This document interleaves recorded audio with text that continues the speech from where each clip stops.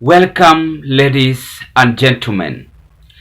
Despite of heavy rainfall we are experiencing in our country, and it is very unfortunate that the current government had known this earlier before, and they assumed that it was going to be just a normal rain, but as what we are now experiencing in the country is very traumatizing, and there is flood everywhere. Several people have died and some even vacated to their respective residential areas. We recall the weatherman came out and said that there is just going to be normal rain, and the current president just picked it and said that alisikia kama weather people were saying hakutakuwa na mvua kubwa. By that time he was speaking in the church in Nairobi, and I'm going to display that video. Now, Kalonzo Musyoka is coming out and reacting on how President Ruto took this for granted. The truth of the matter is that our country is now in a danger zone. Even traveling is a problem. Vehicles are being swept away by flood. The airport is on a high-risk condition. I know this is beyond human being. We can't control it. But we must now seek advices from the expert and also trust in God that this El Nino is going to come to an end. Wiper Party leader Kalonzo Musyoka has faulted the government for its slow response to the Meteorological Department warnings of heavy rainfall in the country. Kalonzo has decried the government's inability to give clear guidelines on human evacuations in affected areas in what he terms as duplication of efforts by leaders in the country. He warns that if the government does not learn from its past mistakes, then more Kenyans are at risk of losing their lives and property. We have to do with the emergency of never learning. That in itself is an emergency. We don't seem to learn from mistakes that have been committed. The weathermen had predicted and they said it, there's a problem. And this government is simply unable to know how to handle the situation. The enormity of the disorganization in this government. This is very, very worrying. And we must also, as Kenyans, start asking ourselves, where did the rain start beating us? And I think the rain started beating us when none other than William Ruto himself stated that there will be no El Nino. In spite of there having been very clear advice from the experts. So my first advice to this government would be, listen to the experts. Listen to Kalonzo Musyoka and Eugene Wamalwa. They are questioning the government. And they are saying that the government took it for granted, that this El Nino will not affect the country. But what is now happening right now is a very sad news.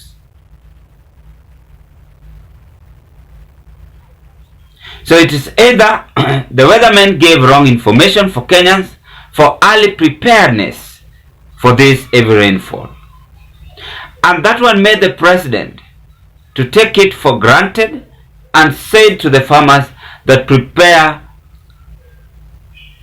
for good farming season. And he again urged farmers to plant in large farm scales, because he was just expecting this going to be a normal rain. But for those who have watched the news, I believe you've been shocked, and you've even seen some have been swept away by the flood. Where are we heading to if our country is on such a situation? Stating that the rains will be normal and at the same time dispelling fears of a phenomenon with an imminent potential of wreaking havoc in the country. Juzi mlisikia tukawa na habari pengine kutakuwa na El Nino ambayo itaharibu kule, itaharibu mali nyingine, lakini Mungu ni nani? Mmesikia wale watu wamesema tena ile El Nino haitakuweko, wamesema kutakuwa tu na mvua kubwa lakini haitafika pale ya kuharibu. The president made the remarks during a church service in Nairobi's Dagoretti area, urging farmers to take advantage of the coming rainfall to increase food production. Tumevuna mahindi magunia milioni 44 ambayo yanaendelea saizi. Makadirio yetu ni kwamba mwaka huu tutaongeza mazao yetu ya shambani by an extra 45% ambayo itapatikana. A few weeks ago, both the national and county governments had heightened measures to mitigate the impacts of El Nino rains. Some counties had already recruited divers, others reportedly procuring boats and assembling resources in readiness for the earlier anticipated El Nino rains. Several counties in flood-prone areas had also set aside huge budgets and already started fixing drainage systems as well as improving on the infrastructure so as to drain the stormwater in case of heavy rainfall. We already have an estimation of about 8 billion shillings. You can imagine by the time the others come, will probably be 15 billion shillings that will be required to fund this El Nino preparedness. On the other hand, we would like to urge our farmers, especially those with grains to harvest and store their produce early, and where possible, sell to those who are willing to buy. The national government had anticipated that it would spend more than 10 billion shillings to mitigate the effects of El Nino rains. The Deputy President Rigathi Gachagua convening several stakeholder meetings to address Kenya's level of preparedness with the aim of coming up with effective mitigation plans. Mara wanasema kuna El Nino, mara wanasema El Nino hakuna. Sasa ile pesa mlikuwa mumeweka ya El Nino, hiyo pesa kwanza wewe anza na hao wameru wako. Hiyo pesa iende mashinani, hawa mama na vijana waweke pesa, wahakikishe kwamba wanazalisha mapato iliyo sawa sawa. Kenyans, especially those living in lowland areas, have been urged to still exercise caution because of the impending rainy season. Kevin Mutai, NTV. You've listened to President Ruto also speaking.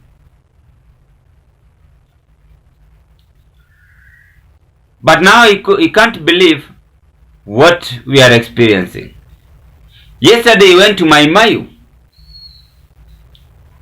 to condole with some of the family members and again to say sorry to those who are affected by the heavy rainfall. The former President Uhuru Kenyatta also chipped in and donated 2 million Kenyan shillings to those who are affected by this rainfall.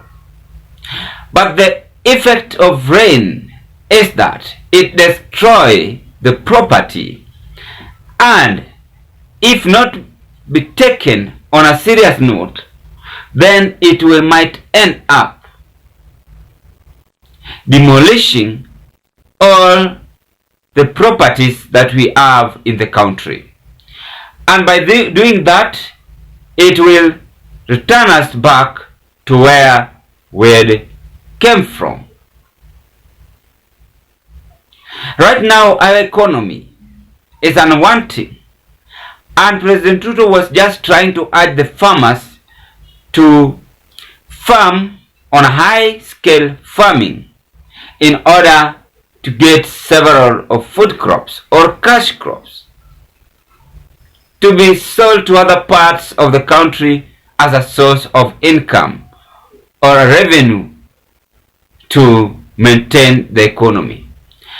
But his plan or his effort bears no fruit, as rain have distracted all the government plans, be it school, be it transportation, be it farming, and so on and so on.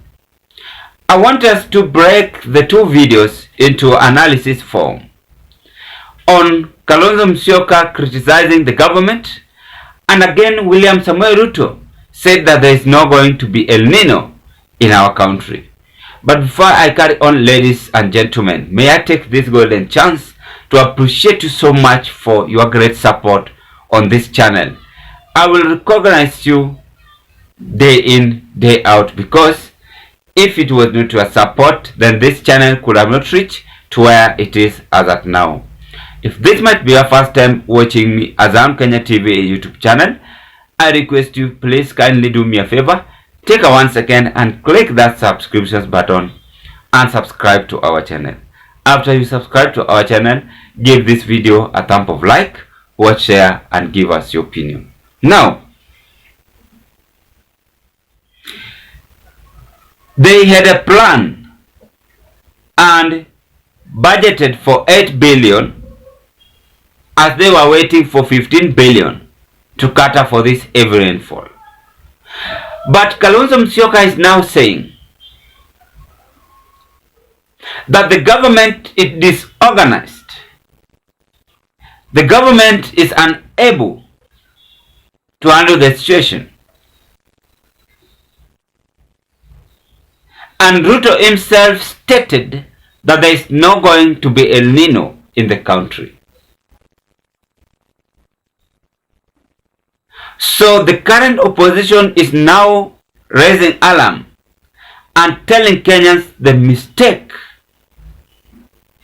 which the government did on taking the heavy rainfall affecting our country right now for granted. Then I asked myself after listening to this video, yes, Kalonzo amesema walichukua hiyo maneno for granted. Even if they had planned earlier, there's no one who can control the heavy rainfall in this world, but only God. This is not the first time Kenya is experiencing El Nino. Those who were there 2008, those who were there 2002, was the same way like this. In fact, it was worst ever before. But we survived through God's grace. Kalonzo Musyoka is just trying to raise caution that the government should now work on toes because they made a mistake for not taking this thing serious. Of which this is a very good move according to my side. Because the government is the one who failed and they did not prepare enough and alert several people, even though the weathermen gave it earlier before. But the leaders we have are the ones who took it for granted and said, oh, hakutakuwa na mvua. And that is why we are experiencing heavy rainfall.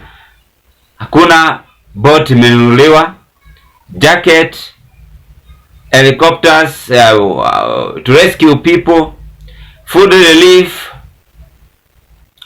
government to build other places. I can call 2008 nilikuwa naona serikali wanajenga nyumba. Ukiwa Ushago, the governor or the county, the councillor by that time, they were building a place for you. Kama mmezingirwa na maji, mnahamia hapo. Nyumba kidogo juu ya milima. In that wanakuletea chakula na familia. Maji kiisha mnarudi kwenu. But it is risky because it will force the family to build the houses. So the government will have prepared early again to rescue this situation. By the way, watu wengi wamekufa. But it's very unfortunate. We are seeing them now reacting rapidly. Let's hope for the best, and let's also wish our country a better future. For the family who have been affected by the heavy rainfall, I also want to borrow the same word with you to wish you all the best in the situation you are now passing through. And again, for those who lost their life on this heavy rainfall, I want to condole with the family members and pray for you. Togetherness will go far. So let's hope that the government, despite of failing to prepare earlier, as has been said by Kalonzo Musyoka, let them react to this situation very fast to rescue our people in the country. That is whatever is now taking place, ladies and gentlemen. Allow me to end this analysis at this point.